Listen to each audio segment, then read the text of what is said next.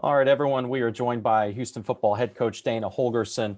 As mentioned previously, we'll get started with questions related to signing day and signees, and then move along to the Birmingham Bowl from there. So we'll go ahead and take questions. As always, just use the raise your hand tool. We'll get things passed along your direction.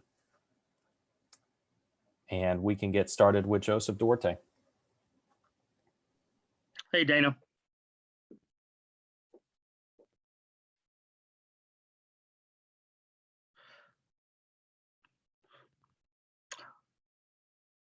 Okay, Dana, I wanted to ask just in terms of the maybe the last weekend and the last 2 days. You know, I don't want to say it's a final push because I know you guys have been working on these guys for some time. But what was it? What did it mean to get between Golden, Alexander, and Hunter there in the last 2 days before day's early period began?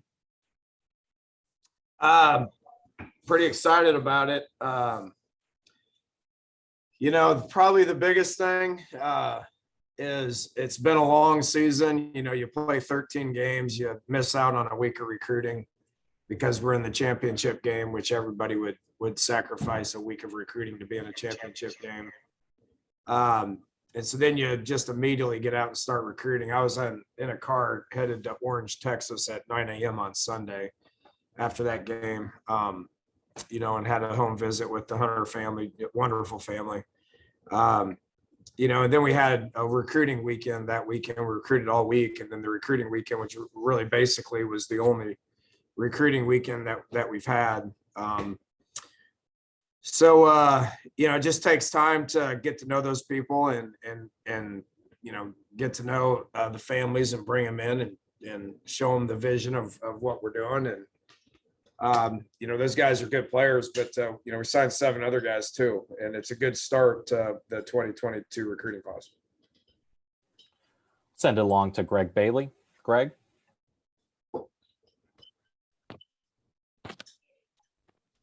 Dana, how did the recruits receive your great success this season, and what kind of impact did that have on this class? And is it often maybe the class after a great season like this where you see the dividends?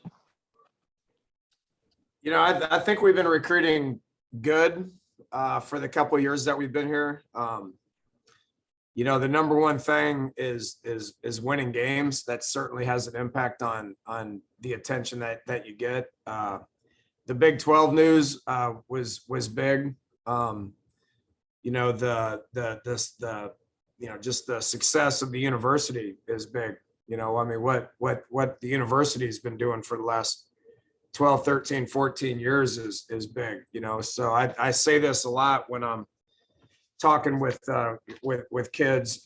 You know, being here in 2008, 2009, we had success, but it had a feeling about it. And then 13 years later, we have success, but it's got a different feeling to it. The school's got a different feel to it. It's a power school, you know, and that's the biggest recruiting pitch that I got is, you know, let's get football on par with what everything else here at the University of Houston is doing, from academics to fundraising to you know, success with you know, with the other sports. It certainly has a big spot in that too. So you know, it's just an exciting time to be a Houston Cougar, and I think the kids are feeling that. You know, we've recruited good, but there's been just so many times where without Power 5 status, those guys probably go somewhere else, you know. So in closing out like we did, being able to beat a lot of Power 5 schools, I think the fact that that's where we're headed made a big impact on it. We'll send it over to Rob Sellers. Rob? Thanks, Andrew. Coach, I wanted to ask, how important is it that a large, excuse me, a large number of these guys, or some of them at least, will be here mid-year, be able to start going through spring ball with you guys, and specifically like the JUCO defensive linemen, the late additions? How is that going to play into being able to get them ready for next year?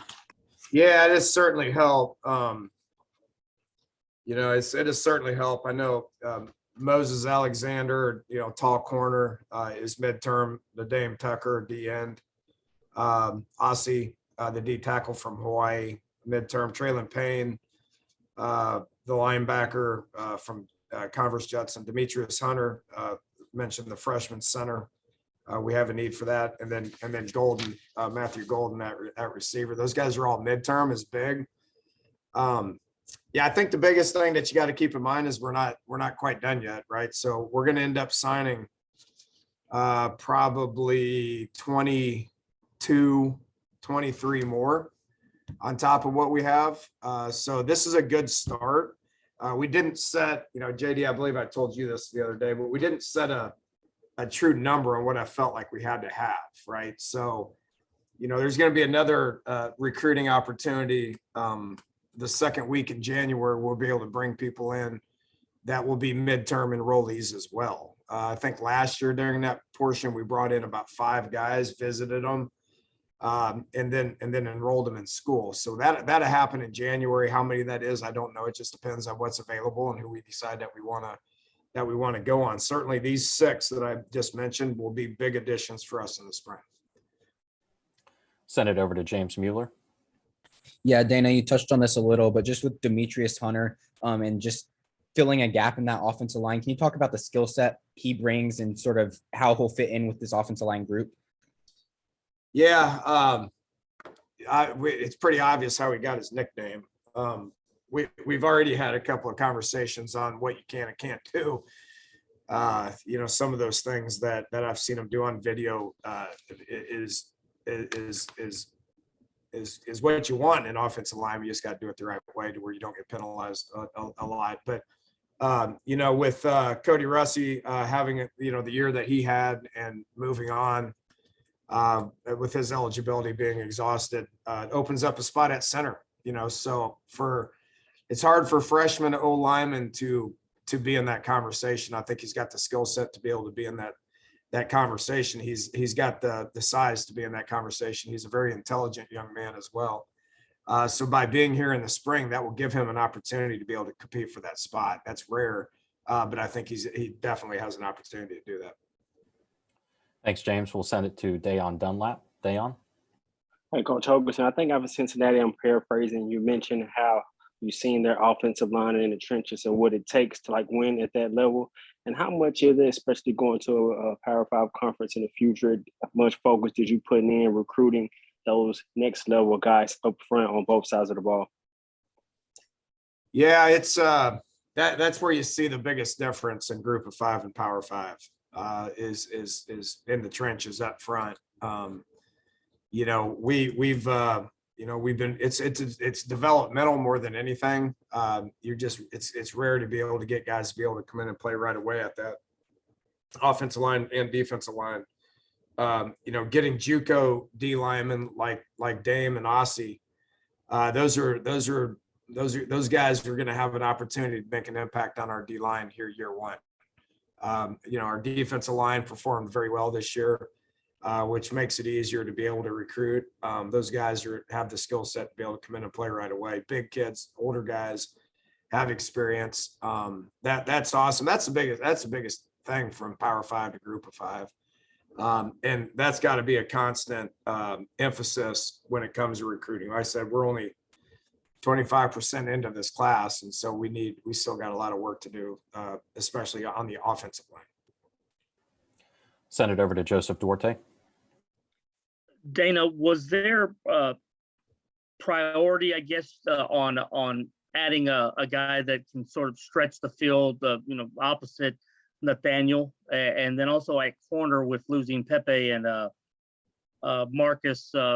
Moses seems like he's a guy that can come in, you can slide in and compete with some of the returning guys as well, whether it's Art or Alex. Yeah, I don't know if you would consider it to be an emphasis. I mean, we need everything. I mean, you're going to take a little bit of everything in every signing class. I think that made an impact on why we got him. So Marcus knew that we were losing Moses knew that we were losing an All-American corner in Marcus and in a 3-year starter in Pepe. Yeah, that certainly gave us an opportunity to recruit him and sell him on the fact that he can come in and have a chance to start. He had a lot of opportunities to go about wherever he wanted to, and being from Galveston, being close to home was a big part of that for him and his mother. With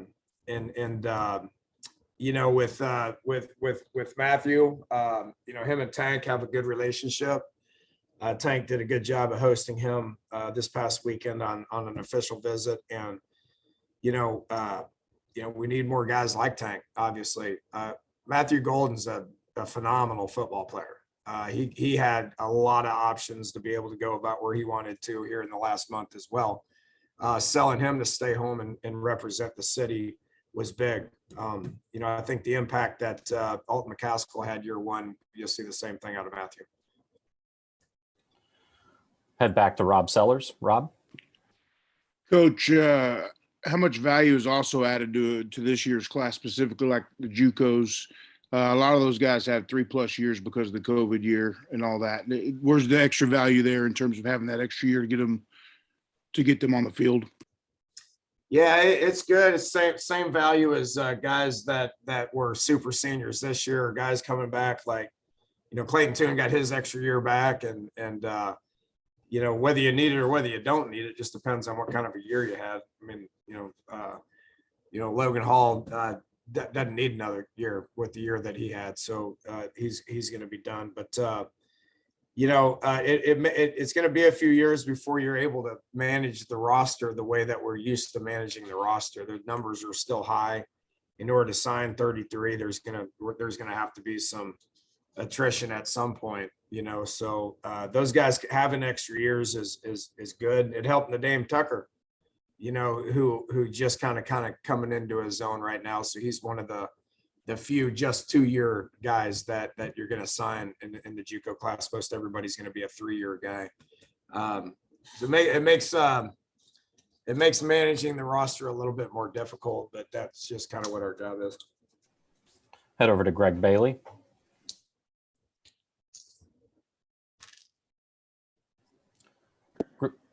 Greg? Yeah. Sorry. Hey, Dana, can I just clarify with you on a couple points? Are you saying you're going to add 22 more just ballpark new players in the late signing period? Well, it's not just a late signing period. That's why these National Signing Day things are a little tricky, just because there's so many of them, right? So there's a recruiting opportunity in January. We'll be able to bring more kids in, which will lead up to the first day of school on January 18th.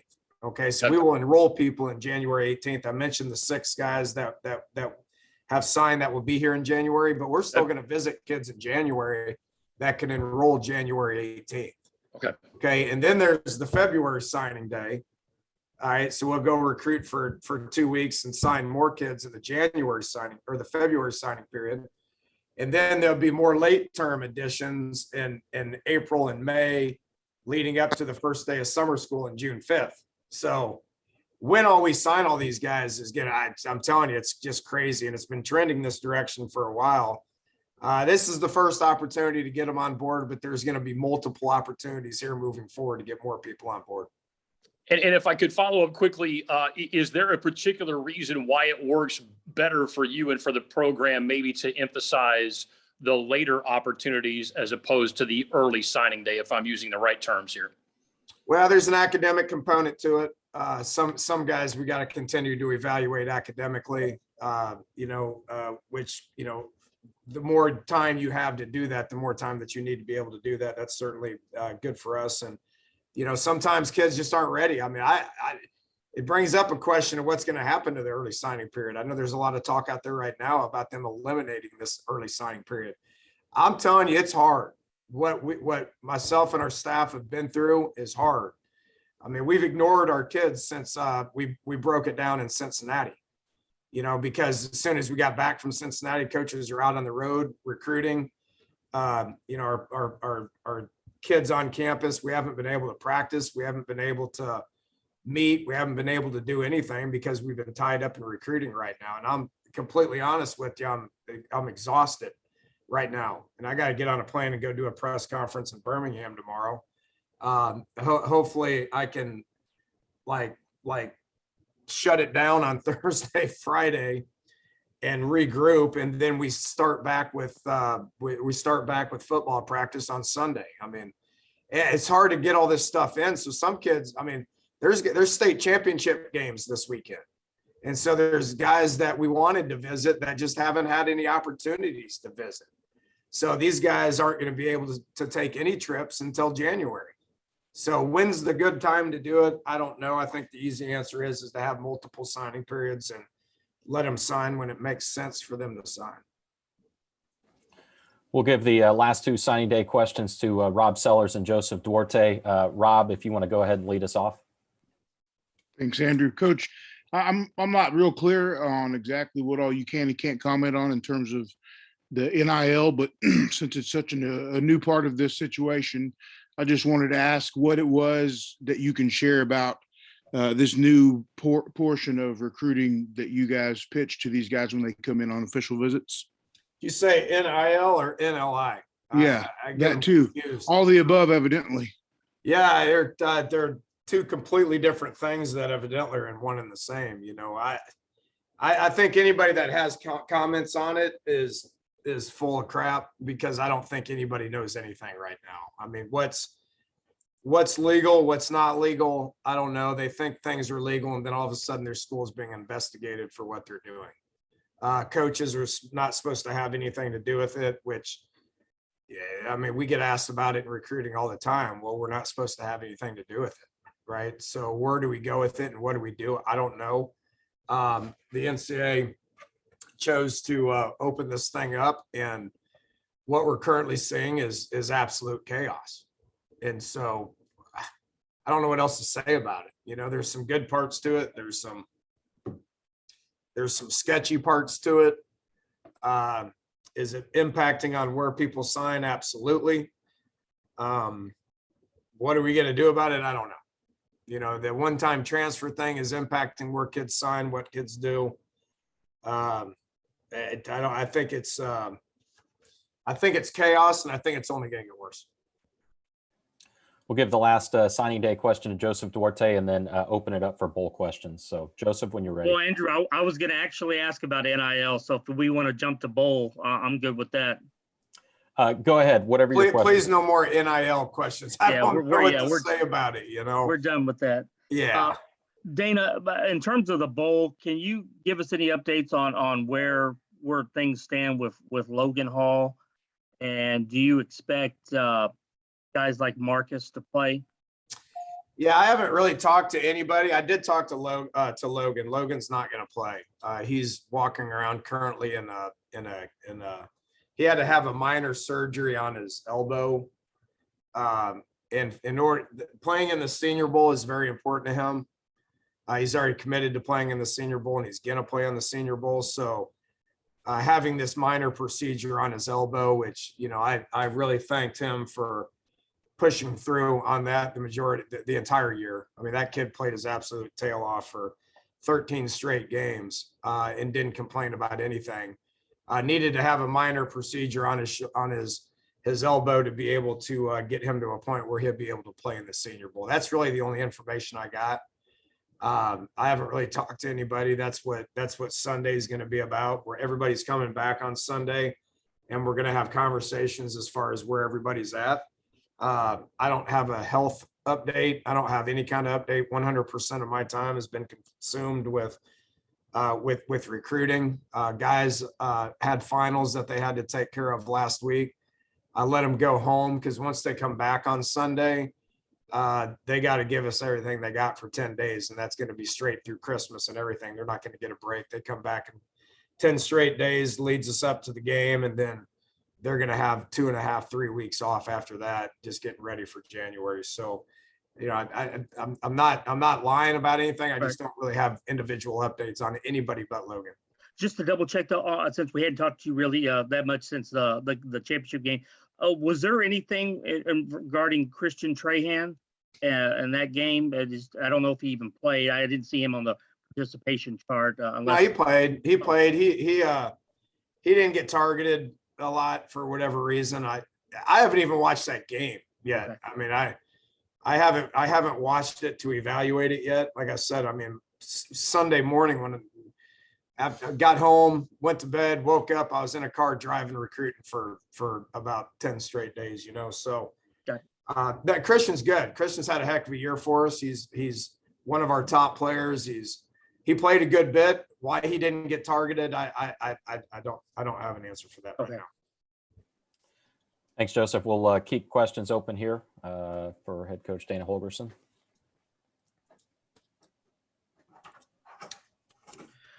Any thoughts on Auburn, Dana, in terms of, I guess they had to change quarterbacks, and then the running back was going to enter the portal, but now I believe he's going to stay. So it seems like they have a pretty good guy in the backfield. But any early thoughts on what you guys? I watched a little bit of them yesterday. I haven't dug deep into it yet. It's why I think everything's kind of being evaluated right now from an early signing period. There's so much emphasis on the recruiting aspect of it. I feel like I don't have time to do my job when it comes to being a football coach. Look, Auburn's 6-6. They should have beat Alabama week 12. I mean, Alabama's the top team in the country, and they should have won that game. You know, the SEC is a whole different animal. We all know that, and they were competitive in the SEC, which means they're going to be one of the biggest challenges that we could draw. Etheridge going to give away y'all secrets?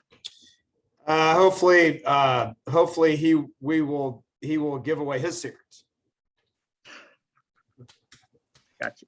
They got a pretty good corner. I know that. I mean, he's coaching a pretty good corner. All these All-American lists that come out, we're super excited about Marcus Jones being a consensus All-American. That's just so rare and hard to do. And the thing that's so incredible about Marcus is the fact that he was on multiple All-American lists as a DB and a punt returner, or an all-purpose guy, whatever you want to say. Well, Cincinnati had two of them, right? The Thorpe Award guy, and then a first-team consensus All-American and Sauce Gardner. Well, Auburn's got one too. You know, so how many of these corners can be guys that we got to prepare against? It's pretty rare that we got to prepare against all these guys. Send it over to Mark Berman. Dana, how important is it for your program to land? If you can hear me, I'm worse loud. How important is your program? I know you may have already been asked this question, but I wasn't able to listen, to land an offensive line like Demetrius start. Why is it so loud there? Because I'm covering something else. I'm doing three things at once, if you don't mind. You're doing double duty. Demetrius Hunter's a big get. You know, 4-star All-American type games. The kids that play in those games for O-linemen is what we need to do a lot more of here at Houston. We need to get better up front, and we need to recruit better up front, and that's going to happen, and he's a big part of that. Thanks, Mark. Keep it open for one more if there is. If not, we'll let Coach go. One more thing, Dana. What about, I know you've already talked about it, but Lee Ree asked a similar question about the receiver from Klein Kane. How important was it to be able to land an offensive threat like that? Yeah, those are two big-time players, local big-time players that we put a lot of hard work into. You know, I give Da'Keel Shorts a lot of credit for developing a relationship with Matthew. You know, he committed to TCU because he wanted to play Power 5. He wanted to play Big 12. That changed for us and our recruitment and our conversations in October when the news came out, which got us back in those conversations with him. You know, and at the end of the day, he went where his heart was, and it was here to stay here in Houston. So I couldn't be more excited about adding him. Thank you, Dana. Yep. Coach, thanks so much for your time. We appreciate it. All right. Thank you all. Appreciate Thanks, it. Dana. Yep. Bye-bye.